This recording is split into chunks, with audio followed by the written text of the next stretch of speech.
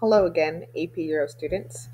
I promised you that I would be kind of finishing up this look at authoritarian, totalitarian dictatorships in the 1920s and 30s, the interwar years, before moving on to World War II.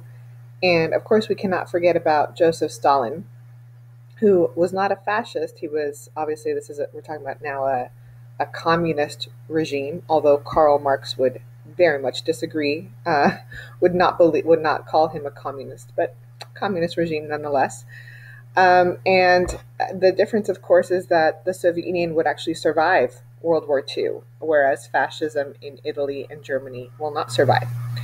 So for this assignment, for this part, I have an interesting assignment for you guys. It actually involves a little bit of math, arithmetic, because we're going to be talking about Stalin's 5-year plan. So I have a Google worksheet, a Google Doc worksheet attached to this lecture today.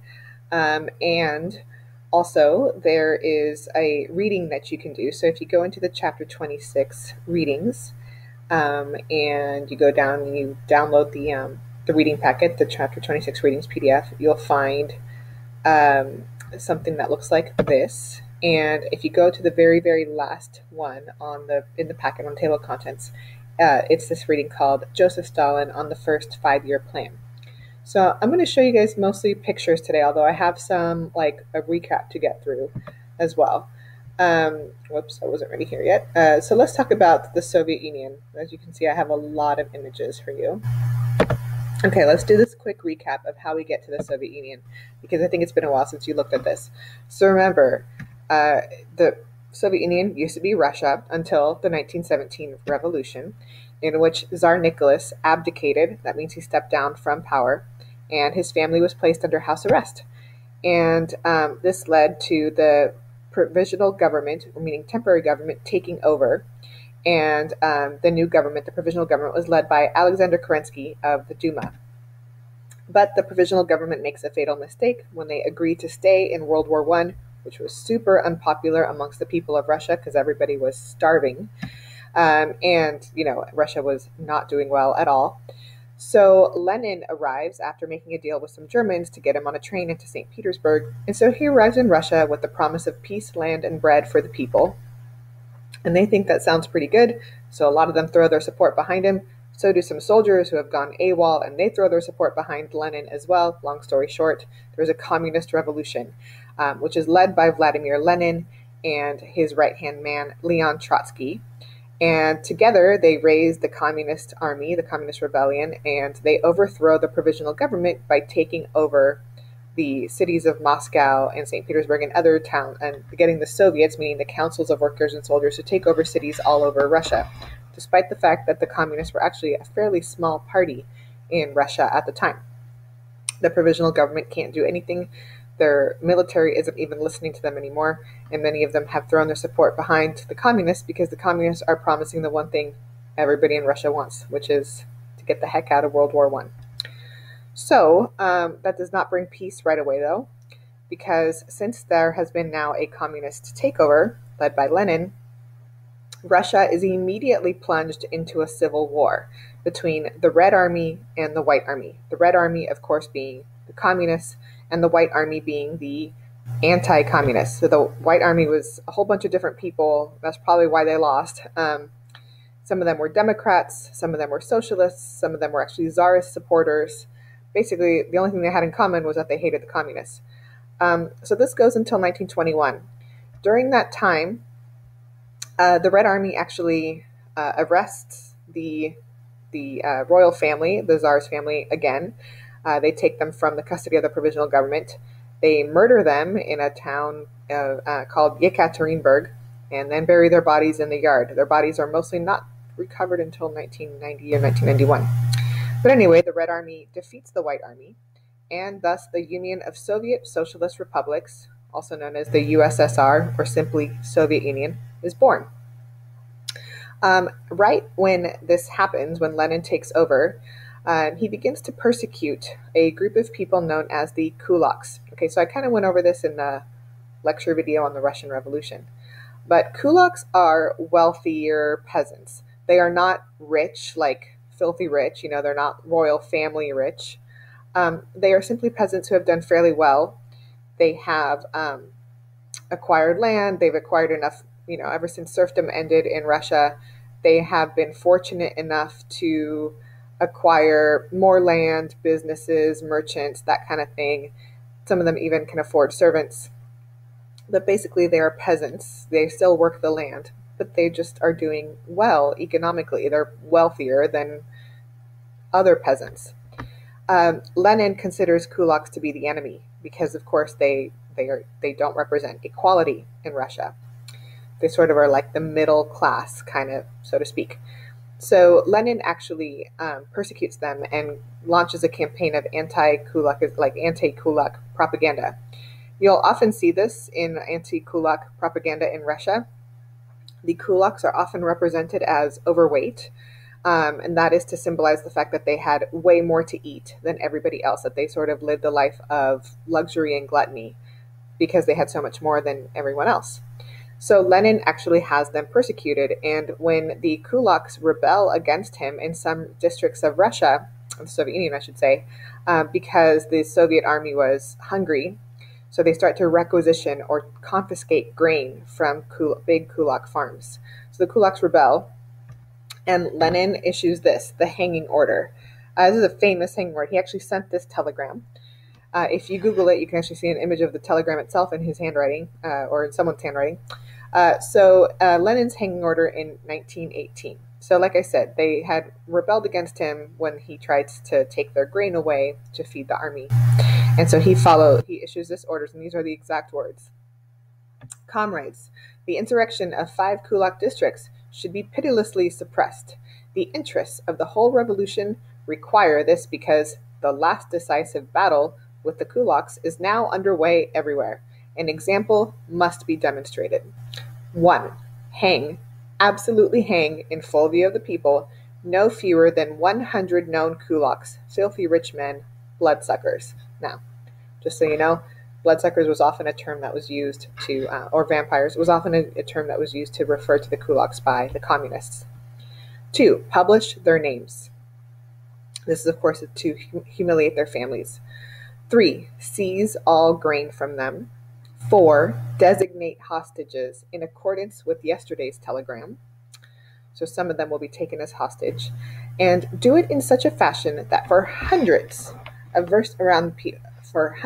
years around the people see, tremble, no, shout. Strangling is done and will continue for the blood-sucking kulaks. Telegraph the receipt and the implementation. Yours, Lenin. P.S. Use your toughest people for this. In other words, he ends this by saying, be ruthless, be merciless, make them suffer, and then when it's done, get back. Like when he says telegraph the receipt and the implementation, that's like the 1918 version of saying, all right, text me when it's over, when it's done. And then his PS is use your toughest people, like find some people that are really okay with like killing and torturing people. So Lenin, he is a man of the people, so to speak, but look what he does to the kulaks, right? And the kulaks are like the middle class of Russia at the time. So here's an image of the kulaks, after Lenin's hanging orders, as you can see, and they don't look, like these big, overweight people to me. They looked like just normal working people because that's what they were. So Lenin, people start to fear him. Don't forget, Lenin's nickname was Robespierre. So the communists win this civil war, right? They had used terror. They had used war communism. Obviously, of course, Lenin believed that terror was often necessary. That's why people called him Robespierre. The government's requisitioning of food caused fierce peasant resistance and led to a famine. 5 million people died. This is why the kulaks had rebelled in the first place. And then Russia experiences an industrial collapse. Russia is completely exhausted. World War I, and then immediately a civil war, and the people of Russia can give no more. They are starving. They are exhausted from war and very weary. And so the industries of Russia just simply collapse. So, what is Lenin to do at this point? Russia has no money. There's very little morale. And so, how can Lenin stimulate an economy that has been completely crushed by years and years of suffering and war and famine? Well, Lenin comes up with this, the new economic policy. Guys, listen up. This is important. Lenin's new economic policy, also known as the NEP. What the heck is this? What is this NEP? It doesn't sound exciting, but it's pretty crazy. This is Lenin's brilliant plan to save the Soviet Union. It's basically capitalism. Now, you might be wondering, wait, what? Lenin's a communist. He hates capitalism. He's trying to destroy capitalism in his neck of the woods. What do you mean the NEP is basically capitalism? Well, here's an interesting twist. Lenin realizes that communism is not going to save this economy. Making people equal, redistributing land evenly isn't going to do anything right now. He needs money, not equality, basically. And so it's modified capitalism. He allows some, okay, keyword some, private selling and trading of small farms and businesses. He is hoping that this will generate enough wealth to re-stimulate the economy and get things going again. Now, here's the real irony. When he did this, he basically undermines communism itself by basically saying that, communism doesn't work. You need capitalism to get things going. This was not an easy decision for him to make, and some diehard communists were not happy with this decision. However, it worked to a certain extent. But guess who was involved in all of that buying, selling, and trading? Who was taking part in the modified capitalism? Well, guys, who in Russia has experience with this? The middle class, the kulaks, the very people that he previously had murdered. Now it turns out he needs their help. So once he gets their help, he actually allows the kulaks to go back to their private ownership of property. And it actually ends up having some sort of benefit. The economy was somewhat stimulated. Not great, but somewhat stimulated. This is how he is able to successfully establish the Union of Soviet Socialist Republics, or USSR, by 1922. So, like I said, it does revive the economy. And the thing is, Lenin intended this to be temporary. He actually says that the NEP is not meant to be permanent. It was supposed to be a temporary solution to a problem. And so when he does this, he ends up creating more kulaks, right? Not only does he go to the kulaks and say, hey, sorry, I murdered a bunch of your family members a couple of years ago. But he ends up actually, because he allows more capitalism to exist, he actually ends up creating kulaks, that weren't kulaks before. Like some peasants became wealthy under this. That's ironic considering he had previously persecuted them. So he basically undermines himself. Another thing that this does is because he has to regulate this actually creates a bigger government. Like the government has a whole lot of power now, a very powerful state government. Is that what Marx intended? Because if you recall, when we learned in class, Marx actually intended that after the temporary proletariat dictatorship, the state would go away. There would be no government. And instead, now there's a huge government, a more powerful one than ever before. So many people looked at Lenin like, hey, you're going backwards. You're not supposed to be going this way if we're supposed to be this new world communist order. So then Lenin is immediately faced with some serious challenges. And maybe because of those challenges, he suffers a series of strokes and he finally dies in 1924. So he doesn't stick around for long. The USSR is established in 22, and 2 years later, he's dead of a series of strokes. So now he's left behind this power vacuum because he'd essentially been a dictator. He was a one-man ruler and didn't leave behind a plan B. Now what's going to happen? Essentially, this whole thing had been riding on him. So this leads to a division of the Politburo, which is basically the political machine that runs the Communist Party. And he and he's not around to see this, of course, but his right hand man and good buddy Leon Trotsky had naturally assumed that he was going to be the one to take his place. Now, Leon Trotsky had been the leader of the Red Army and had been a pretty ruthless and brutal military guy. And he leads the more left wing, more like communistic left wing part of the of this power struggle. He wants to essentially end the NEP. Now that Lenin's gone, we can put an end to this ridiculous NEP, is what Trotsky says, and we can start to industrialize rapidly, build some factories, and get our industry going, so that we have the technology to defeat a country that invades us again if necessary. But the other thing is that Trotsky wants worldwide communism. Like, he wants to paint the world red with communism. He wants a worldwide communist revolution. Some people thought that was really ambitious at the time.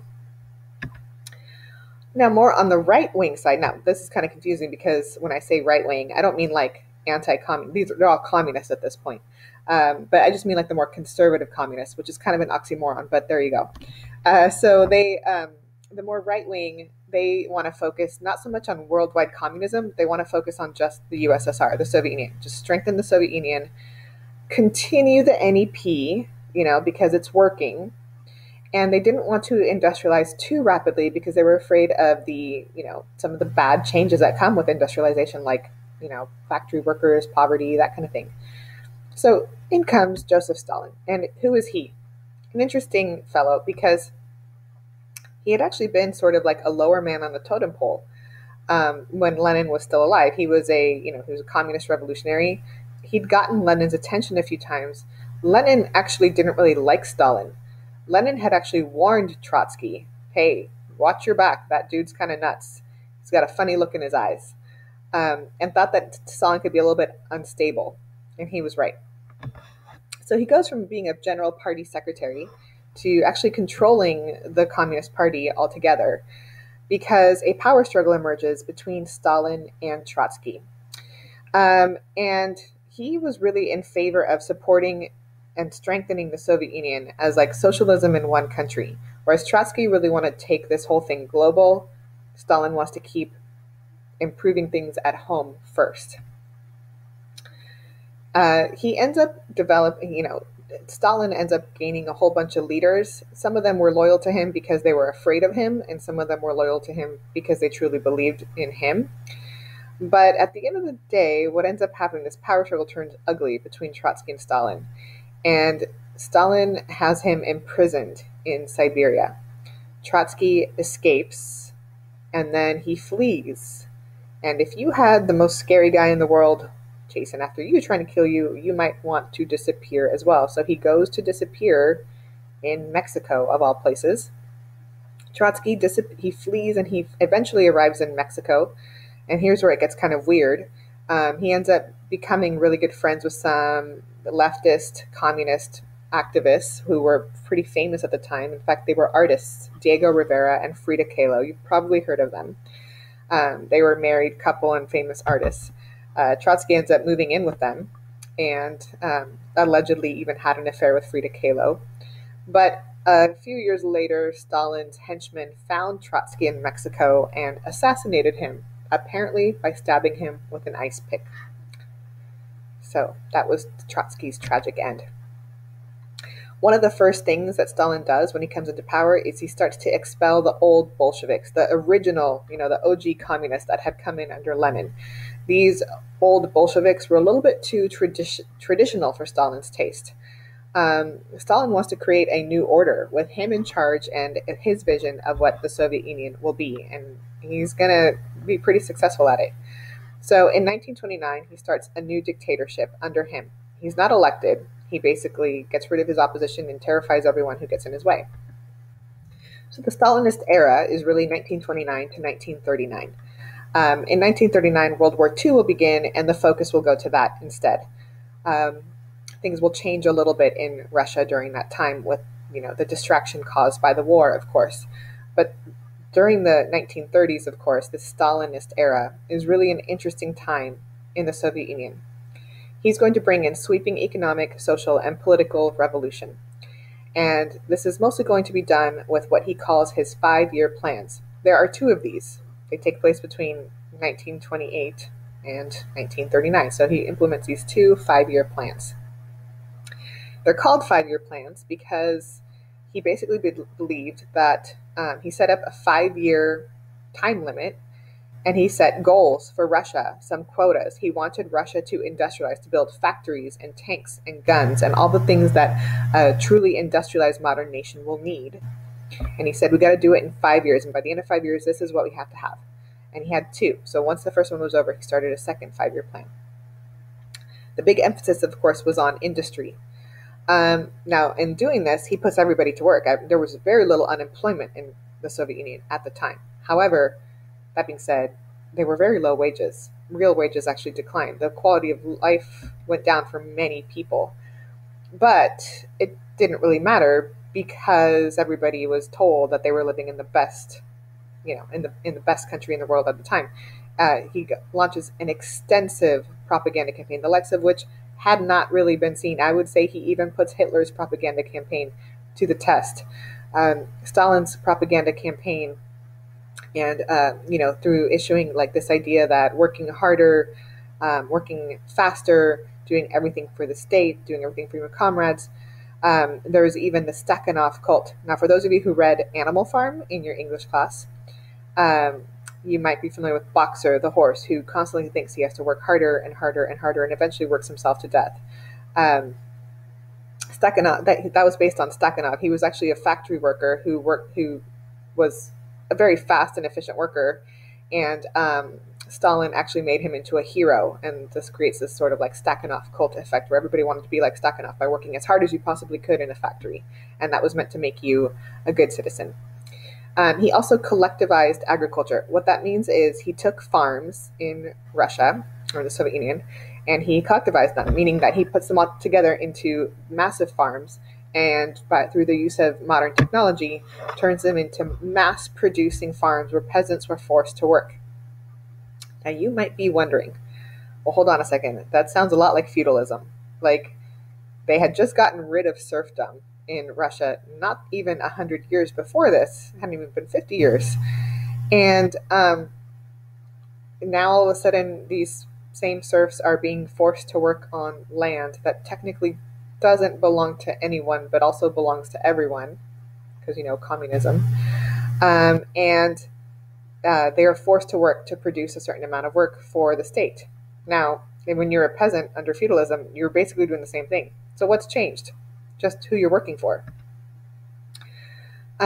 This actually leads to a decline in, you would think that this leads to more production, but actually it leads to a decline in the amount of food that is available in the Soviet Union at the time. And there is a massive famine. Some of this famine was caused intentionally to punish people who disagreed with Stalin. Some of it was unintentional. But 10 million peasants in Russia, in the Soviet Union, died between 1932 to 1933. Massive starvation. Also massive political control. When he establishes his dictatorship in 1929, it's his way or the highway, literally. He actually launches what's called a political purge, also known as the Great Purge, between 1936 to 1938. What this means is that he purged the government of anyone he saw as a threat, of anyone who questioned him, of anyone he thought perhaps was not on his side. And it didn't take much for him to suspect that. Stalin was an incredibly paranoid man, and it didn't take much for him to suspect people. He often even arrested and killed people who were not necessarily a threat to him. He actually was very much like Robespierre. This was sort of like the reign of terror of France, in which he claims that he's doing this for the people of Russia, but in the end, it's actually really the people of Russia that he is hurting. During that time, he arrested 8 million, and many of those people were put to death. So this has a direct impact, of course, on citizens' lives. Women's rights were reduced during this time. And of course, this is going to change during the war, when women will be asked to go to college and get jobs as engineers because, the men are out fighting and dying. He puts an emphasis on the family. He wants to increase the birth rates. He wants, he outlaws abortion. He wants higher education for all. He especially encourages people to go to college and major in some sort of science and engineering technology, because Russia or the Soviet Union needs engineers to build bombs and tanks and planes and weapons, because, when the next war comes, he wants to be ready for those Germans. So here's an example of some propaganda from his 5-year plans. So this, of course, shows in the foreground you see Stalin, over a big picture of Stalin, always a big picture of Stalin, overlooking with all the peasants behind him. And in the foreground you can see a big wheat field and big machines waving the red flag, harvesting all of that grain. It's ironic considering the fact that he oversaw one of the worst famines in history. I'm going to show you guys a series of pictures now of propaganda and what these 5-year plans really meant, because you guys are going to be doing an assignment on this. So these are all examples of propaganda. For example, here's one of the 5-year plan where you see these industrial workers with a crane lifting up a big number 5, and I don't know what it says in Russian there. Maybe if any of you want to, comment below what some of these posters say. I know some of you might speak Russian, so if you guys can help me out with that. Here's another one again, an industrial worker marching patriotically, and notice they always look really big and strong and muscular, with the Soviet flag, communist flag, of course, behind them. And then as he's marching, marching through an industrial city with cranes and railroads and factories and all kinds of industrial goods. Stalin, when he launches these 5-year plans, he famously says, "We are 50 to 100 years behind the advanced countries. We must cover this distance in 10 years. Hence the 2 5-year plans. A lot of math involved here, I think. So here's another propaganda campaign. Like here he is holding up his first 5-year plan, and the little capitalist guy with the little monopoly guy hat is laughing like, haha, that'll never happen. And then 5 years later, boom, right in his face. Look at all the factories and cranes we have. Again, here you see Stalin pointing the way forward with his army marching, following his lead. Okay, here are the collective farms. So again, collectivized farms were farms that were, like, they used to be smaller, privately owned farms. Now, under communism, everybody is equal. The land is redistributed technically to everybody, although it's actually controlled by the state. And everybody works on these massive farms together. So, of course, you see here like a painting, and look at this poster as well. This woman is holding up some books, and then she looks really happy and healthy. In all of this art and propaganda posters, you see always the farmers working on these collective fields. They all look so happy. They're all so healthy, and they look radiant, and like they wouldn't rather be doing anything else than, this is all they want in their life, is just to work on these farms, harvesting wheat all day, every day. Again, here's another one showing a happy couple smiling, singing, shouting, as they work on a tractor. Same thing. And then here was the reality, right? Like I don't see much dancing and singing in this photograph, but look at the size of that farm. Stalin then, once he has this underway, launches a new program of dekulakization, whereas Lenin had persecuted them, then invited them back into the swing of things during the NEP. Stalin comes in and says, all right, enough of that. No more kulaks. Kulaks are the enemy. And so he launches once again a new dekulakization where kulaks were once again persecuted, had their land taken away. Many of them were arrested and killed. Once again, here you see a strapping, muscular communist, worker in red, of course, as he is kicking a kulak, again represented as an overweight, man, out of the country. Now, these dekulakization policies were ruthless. When the kulaks rebelled against him, he responded, especially in the Ukraine, with one of the worst intentional famines in history. This is a stack of bodies, of course, that has starved to death in Ukraine during the winter, when Stalin intentionally confiscated all of their grain, destroyed their fields so that they wouldn't be able to grow anymore, and left these kulaks in Ukraine to die of starvation. The worst of it, too, was that a lot of them weren't kulaks. They were just regular peasants. But he was basically sending a message about what happens when you question Stalin. He also uses many terror tactics. For example, the Gulag, which is the forced labor prison in which he would send his political enemies to do things like carry big rocks like this all day. These two pictures are from gulags in Russia. Interestingly enough, this color picture right here is from a gulag that is in existence today. Where is it? Anybody want to take a guess? It's in North Korea. So North Korea actually runs a very Stalinist regime even today. One of the things that he did to get rid of his enemies was the Great Purge, like I said, where he would purposely get rid of his enemies. And he does this in what are called show trials. So they're large public trials meant to terrify the audience, meant to intimidate, where a person is accused of being against Stalin and then is publicly questioned. Did you or did you not, plot against Stalin, blah, blah, blah, blah, blah. And the person would plead guilty or not guilty. And then they would be publicly executed. This is a propaganda poster, of course, showing what the Great Purge is meant to do. When you see a big, muscular red arm strangling a snake, the snake, of course, meaning to represent like any threat that Stalin thought, anybody Stalin thought was a threat to him. Now, what's really scary about these show trials, though, is that often they took place very quickly. And Stalin could accuse anybody. I mean, like, he would walk into a room and the whole audience would have to stand up and clap. And if you were the first person to stop clapping, Stalin would suspect you of being an enemy against him. So pretty soon it got to the point where people didn't want to stop clapping. They were terrified to stop clapping, and they would have to ring a bell after 20 minutes of clapping to let everyone know that it was safe to now sit down and let Stalin speak or whatever. So things were pretty crazy. It was a very terrifying ordeal for people who were living at that time. And these were for Communist Party members who, later realized that they had essentially handed power over to a madman, really.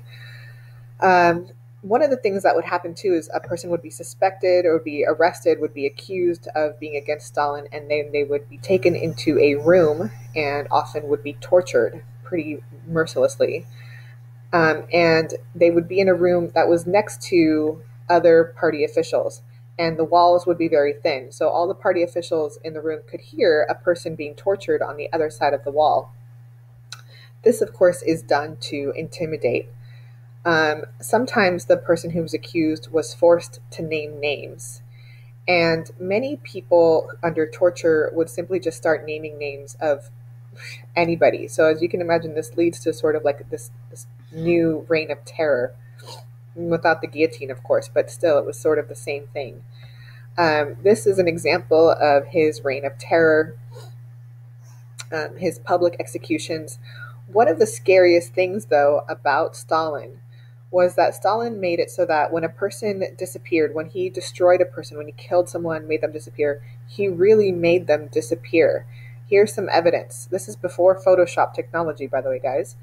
But Stalin actually hired artists to recreate photographs of people. So here you see a photograph of Stalin up here with a party member, and later on he has this party member executed. So he has his artists recreate the photographs without him in it. So when he killed someone, he actually made it seem as if their existence had never even been. This would be really scary. For example, let's say you're a woman and your husband has disappeared and you have no idea where he is. Most likely he has been arrested and killed. You would show up to the office or to some hospital or police station or something, and you say, "Excuse me, my husband's missing. Can you help me find him?" And then you would give his name, and you would then be told, nobody exists by that name. There's no one, we've never heard of such a person. So these were pretty terrifying times to be, there was very little resistance against Stalin for that matter. Now, what's interesting about these images is that they're all done in a particular artistic style. It's called socialist realism. So here's some, more propaganda images of Stalin. Every dictator likes to have a picture of themselves holding a baby. It's creepy. Socialist realism is still a thing in communist regimes today. For example, you see up here, this is a propaganda poster from North Korea, one from Cuba, China, and Vietnam. All done in the similar style. So the Soviet Union is made up, or the Union of Soviet Socialist Republics is made up of various nations together that, had been part of the Russian Empire, and Stalin essentially had expanded into this territory. So these countries include Kazakhstan, Uzbekistan, Kyrgyzstan, Tajikistan, Turkmenistan, Azerbaijan, Armenia, Georgia, Ukraine, Moldova, Belarus, Russia, of course, Lithuania, Estonia, and Latvia. Of course, the most dominant country here is Russia and will impose its will on everyone else. But another thing to keep in mind is Russia is a huge country. Take a look. It borders Mongolia, China, the Middle East, um, and even Europe. So, as you can imagine, these people do not all look the same or have the same cultural traits. Russia is, or the Soviet Union is very diverse. So here is a map where you can see how all over the Soviet Union people look different. Some are white, some are Asian, some are more Middle Eastern looking, depending on what region of Russia or the Soviet Union they were from. That being said, though, Stalin considered, even though Stalin himself was from Georgia, not, this Georgia right here, that's where he was originally from. Stalin wants Russia to be the dominant force, so he imposes a brutal campaign of Russification, where he essentially forces other Russians to speak the official Russian of, the white Russians, the European Russians, and considered white European Russians to be superior to all others. Okay, so I'm going to leave it there, but guys, I'm going to call your attention to a couple of things. First of all, take a look at later on in your own time. I'm not going to read it with you. This is a speech that Joseph Stalin gives in 1933 at the end of his first 5-year plan. And it's full of sass. Honestly, read it. In the speech, basically, Stalin says, hey, we didn't have a whole bunch of industry before. 5 years later, boom, now we do. So you're welcome, Russia. This is Stalin basically saying, I got us, I got us here, guys. We are now an industrialized country, and you can thank me. The other thing that you guys are going to do now, though, is you are now going to go into Google Classroom, and you have, oh wait, before I show you guys that, take a look at these videos. So I've got History versus Lenin. Here's an explanation of Lenin's NEP. But my favorite video here is this one. If you guys want to see a really good example of Soviet-era propaganda about the collectivization farms, this is done, of course, during the Stalinist era, or the Khrushchev era, right after. This is from an actual Russian movie called Kubansky Kazaki, and this is the opening scene. You guys, I'm not going to say anything else about it, but I'm just going to let you know it is an excellent piece of pro-Soviet propaganda. Just watch it and let me know what you think in the comments. Okay, that being said, now I want you guys to pretend that you are Joseph Stalin.